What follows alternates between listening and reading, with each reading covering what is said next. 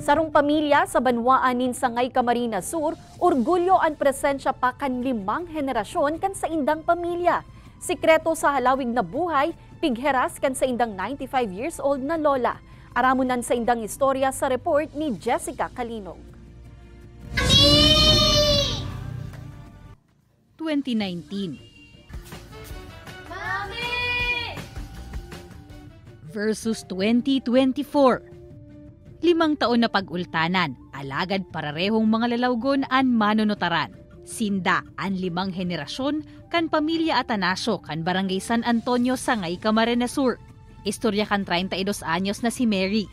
Nahiling niya ang trend na ini sa sarong social media platform kan pagpuli niya haling abroad. Asin duman sa iyang naisipan na gibuhon man ini. Nakaka-proud po kasi na hanggang ngayon kumpleto pa kami, knowing na si nanay 95 years old na.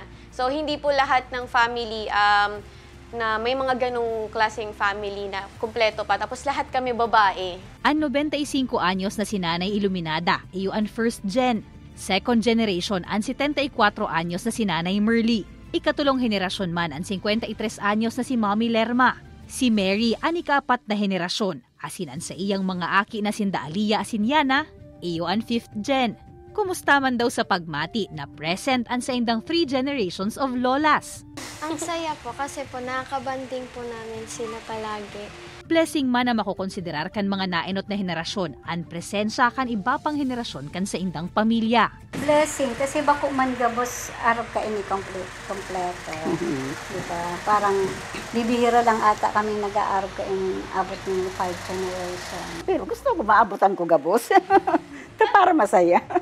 Mag-relax na, pirming magibunin paagi nga ning mag-ugma, asinan presensya kan lambang saro sa inda.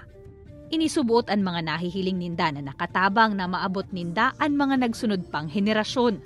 Alagad igwaman daanin iheheras na sikreto sa long life, an ugat kan sa indang family tree. God. God. Manalig rin sa Panginoon. Para maghaba buhay. Huwag kalimutan. Every night, pray. Sa panahon ngunyan, data masasabi kung hasta no rin kita mabubuhay sa kinaban.